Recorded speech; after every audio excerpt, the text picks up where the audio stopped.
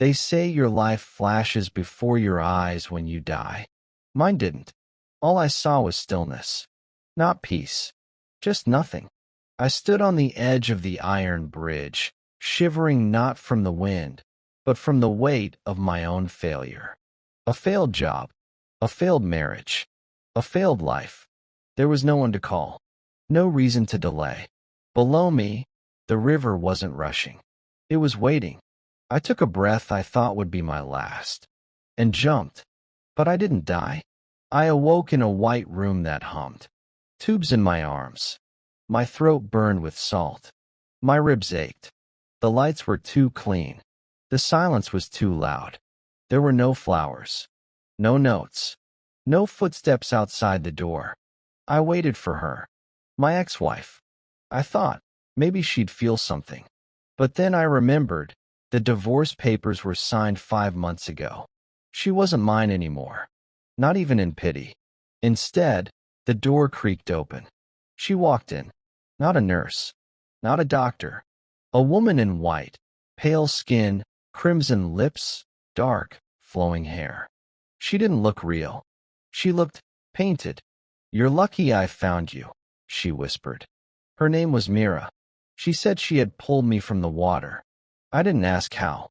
I didn't care. Her voice was warm. And I was tired. I had no home to go back to. And she said I could stay with her for a while. So I did. Her house was deep in the woods, the kind you don't find on a map. A tall, creaking, cold structure with mirrors that felt too clean and clocks that ticked too slow. But Mira, she was kind. Always smiling, always humming lullabies in a language I didn't understand. I slept in the guest room. At first, I was grateful. She saved my life, gave me food, warmth.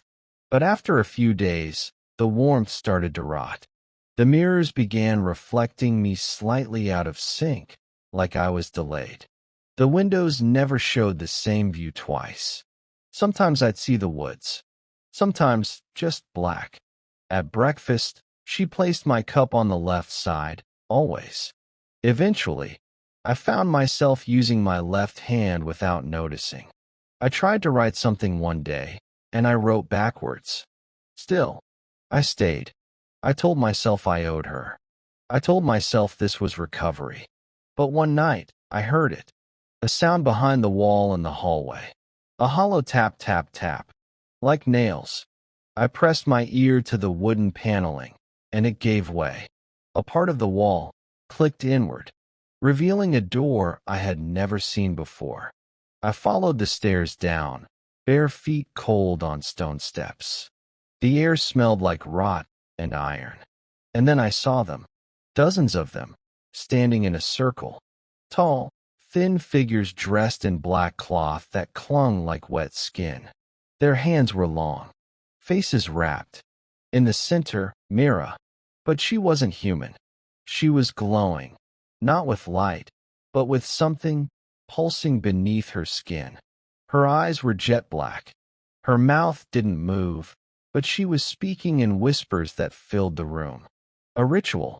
I stumbled backward. I knocked over a jar. Something inside squirmed. They turned. I ran. Up the stairs. Slammed the door. Locked it. Pretended to sleep. The next morning, everything was reversed. The handles were on the opposite side of doors. Paintings were mirrored. The toilet flushed clockwise. And my reflection, he smiled before I did. I confronted her. What was that place? Who are those people? She simply tilted her head and said, "You're still recovering, Brian. Don't let your dreams confuse you." And she kissed my forehead. I should have left. I should have run then. But I didn't. Because that night they came. The house groaned. Every window slammed shut at once. Candles lit themselves. The black-cloaked things marched into my room. They didn't walk. They slid. Their skin cracked like burnt leaves. One of them clicked with its neck as it leaned in. I ran. I dove through the kitchen window and into the night, branches tearing my arms. I ran until my lungs burned. until I collapsed in a field of ash and found her.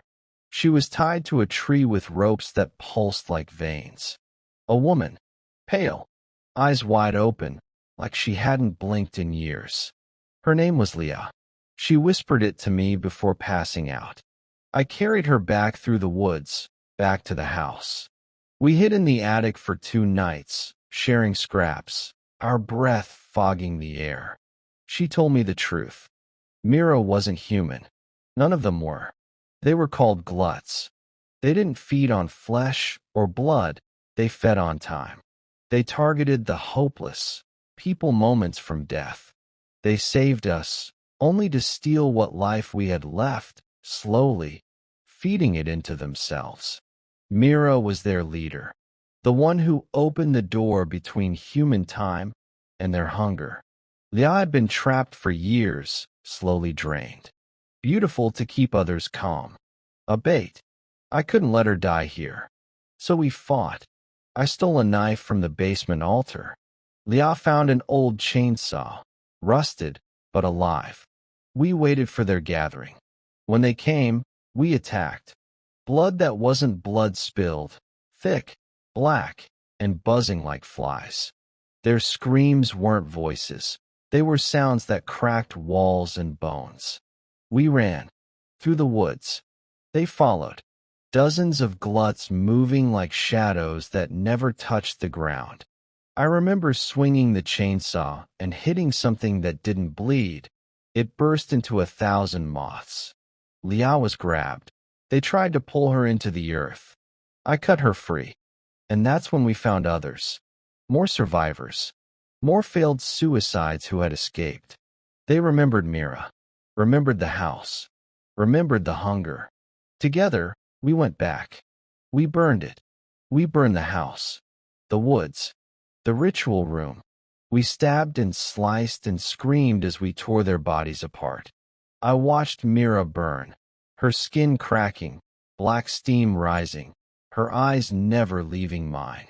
She didn't scream. She smiled. We won. We survived.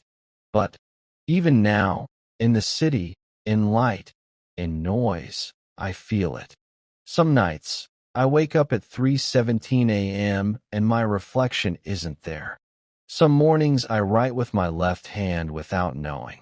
And sometimes, in the white walls of therapy rooms, I see her smile in the corner of the mirror. I'm not the only one. There are others, people like me, survivors. We meet in groups, talk about healing, about getting our time back. But we know the truth.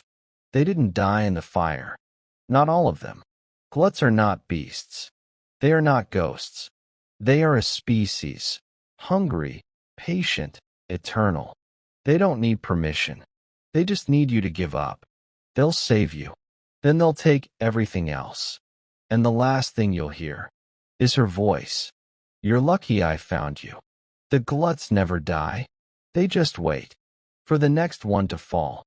Thank you for watching till the end.